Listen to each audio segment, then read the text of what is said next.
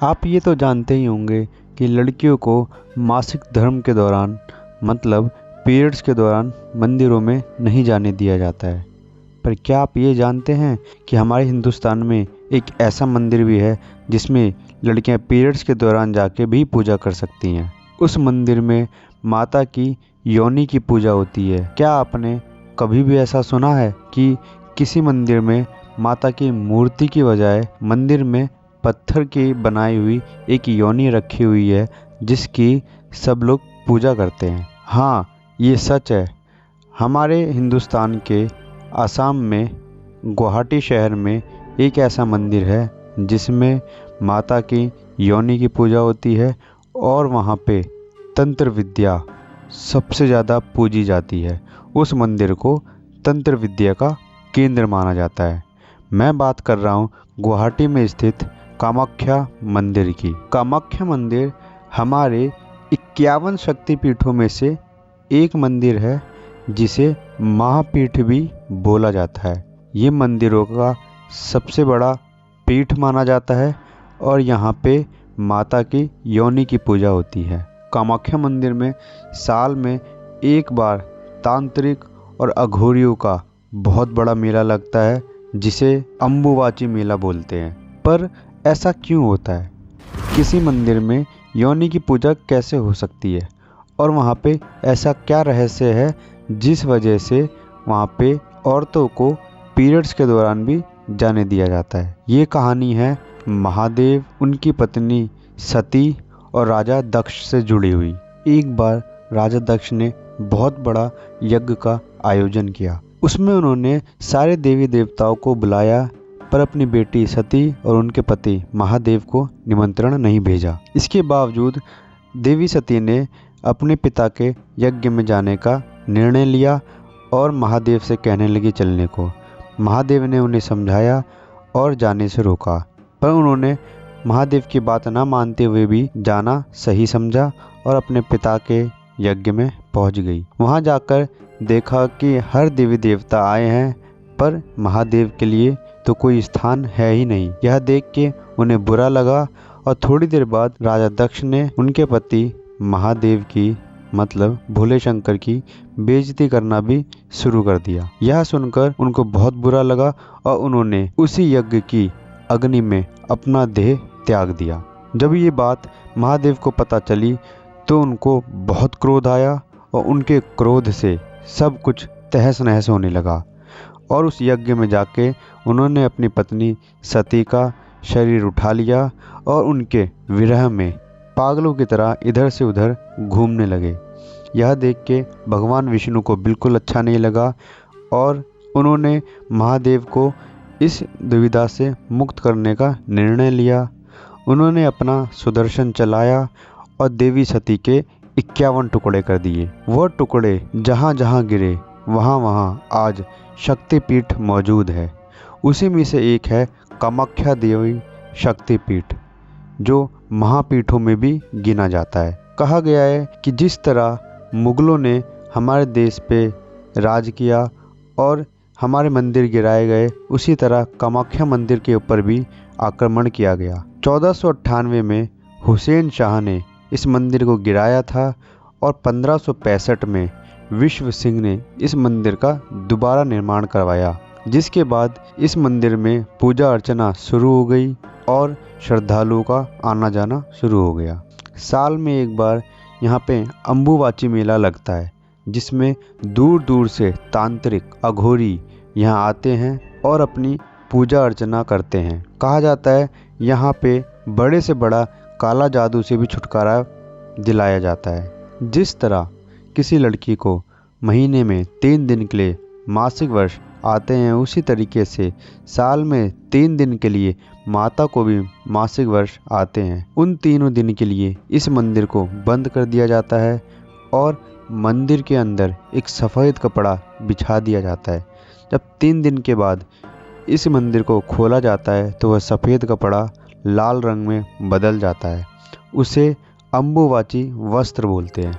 फिर उसी वस्त्र को उठा के भक्तों में बांट दिया जाता है प्रसाद की तरह और भक्त उस प्रसाद को उस वस्त्र को अपने मंदिरों में ले जाके रखते हैं। इन 3 दिन के दौरान पूरे गुवाहाटी शहर में कोई भी काम नहीं किया जाता है, जैसे कि खुदाई का, बुनाई का, जुताई का। उस समय सब लोग पूजा अर्चना करते हैं और इन दिनों को सेलिब्रेट करते हैं। कामाख्या देवी मंदिर में पशुओं की बलि भी दी जाती है, पर उस मंदिर में कभी भी किसी मादा पशु की बलि नहीं दी जाती। देवी सती के विरह के बाद भगवान शिव कठोर तपस्या में लीन हो गए थे और उन्होंने अपनी सारी जिम्मेदारियां छोड़ दी थी। उसी दौरान एक असुर, जिसको भगवान ब्रह्मा का वरदान प्राप्त था कि उसे कोई नहीं मार सकता, सिर्फ भगवान शिव के पुत्र के, तारकासुर, जिसने पृथ्वी लोक स्वर्ग लोक पे हाहाकार मचा दिया था, सबको परेशान करने लगा था और देवलोक को जीत लिया था और वहाँ का इंद्र बन गया था। तो सबको चिंता हुई कि अब इसका वध कैसे होगा। तो भगवान शिव को तपस्या से उठाने के लिए कामदेव को ये कार्य सौंपा गया। उन्होंने अपने फूलों भरे तीर से जब भगवान शिव पे प्रहार किया तो उनकी तपस्या भंग हो गई, जिस वजह से उनका गुस्सा इतना तेज हो गया था कि उनकी तीसरी नेत्र खुल गई और तुरंत कामदेव भस्म हो गए। उसी समय उनकी पत्नी वहां आई, रति। उन्होंने भगवान शिव से माफ़ी मांगी और अपने पति को वापस करने के लिए कहा। तो उन्होंने भगवान शिव ने उनके पति कामदेव को वापस कर दिया, पर उनका कोई शरीर नहीं बना। फिर भगवान शिव ने कामदेव को वरदान दिया कि उनका जन्म कामाख्या मंदिर की योनि से होगा, इसीलिए उस मंदिर का नाम कामाख्या मंदिर रखा गया। कामाख्या मंदिर से थोड़ी ही दूर पे एक उमानंद भैरव बाबा का मंदिर है, जहाँ पे जाना हर श्रद्धालु के लिए जरूरी होता है। कहा जाता है कि उस मंदिर के दर्शन किए बिना कामाख्या देवी के दर्शन अधूरे हैं। वहीं पास में एक सौभाग्य कुंड भी है, जिसकी परिक्रमा लगाने से भक्तों को बहुत लाभ होता है, कष्ट दूर हो जाते हैं। वहीं पे थोड़ी दूर में कामेश्वर शिव के दर्शन होते हैं, जिसके दर्शन पाके सब भक्त बहुत खुश और कष्ट से मुक्ति पा लेते हैं। अगर आपको थोड़ी सी मंदिर की जानकारी दूं तो मंदिर में सुबह 5 बजे माता को स्नान कराया जाता है, 6 बजे आरती होती है और 8 बजे से 1 बजे तक के लिए दर्शन खुल जाते हैं भक्तों के लिए। फिर 1 बजे के बाद मंदिर थोड़ी देर के लिए बंद हो जाता है और 2:30 बजे से फिर दर्शन खुल जाते हैं। शाम को 7:30 बजे आरती होती है और थोड़ी देर बाद मंदिर बंद कर दिया जाता है। माना जाता है तांत्रिक और तंत्र विद्या के लिए कामाख्या मंदिर में 10 महाविद्याएं हैं, जो माता के 10 रूपों को दर्शाती हैं। उन्हीं विद्याओं से तांत्रिक पूजा करते हैं और सिद्धि प्राप्त करते हैं। उसमें से एक वशीकरण पूजा भी है, जिसकी मदद से तांत्रिक किसी को भी अपने वश में कर सकते हैं। कामाख्या मंदिर में किसी भी देवी की मूर्ति नहीं है। वहाँ पे योनि के आकार का एक पत्थर रखा हुआ है, जिसमें से हमेशा पानी बहता रहता है। उसी की सब पूजा करते हैं और कहा जाता है उस पानी का सोर्स आज तक कोई भी पता नहीं कर पाया है। उस पानी को दर्शकों में बांटा जाता है प्रसाद के रूप में। जब वहाँ पे अम्बुबाची मेला लगता है, तब पास में बहती हुई ब्रह्मपुत्र नदी का पानी बिल्कुल लाल हो जाता है, पर लोग बोलते हैं कि ये सब झूठ है। इसको पानी को लाल करने के लिए वहाँ के पंडित पानी में सिंदूर मिला देते हैं। साइंटिस्ट बोलते हैं कि वहाँ की मिट्टी में ज़्यादा आयरन पाया जाता है, इसलिए पानी का रंग बदल जाता है। क्या आप सोच सकते हैं सिर्फ 3 दिन के लिए मिट्टी में आयरन की वैल्यू बढ़ जाती है, जिस वजह से पानी का रंग बदल जाता है? या फिर पंडित ऐसा कौन सा सिंदूर मिलाते हैं जिस वजह से बहती हुई नदी का पानी पूरा लाल हो जाता है? तो जो लोग नहीं मानते हैं उनका तो हम कुछ नहीं कर सकते, पर कुछ तो चमत्कार है कामाख्या मंदिर में, जिसके सामने दुनिया मस्तक झुकाती है। कामाख्या मंदिर जाने के कई रास्ते हैं।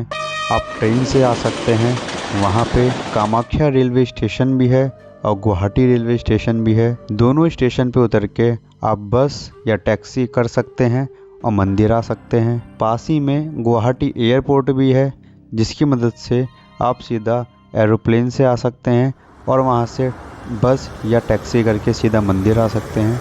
और अगर आप बस से आना चाहते हैं तो सरकारी बसें भी चलती हैं और अपनी गाड़ी से भी आ सकते हैं। सारी सुविधाएं उपलब्ध हैं। और अगर आपको इस मंदिर के रहस्यों पे विश्वास है तो हमारे चैनल को सब्सक्राइब कीजिए और हम ऐसे ही रहस्यों को आपके सामने लाते रहेंगे, जिससे कि आपकी नॉलेज बढ़ती रहे। और इस वीडियो को अपने दोस्तों के साथ शेयर कीजिए। धन्यवाद।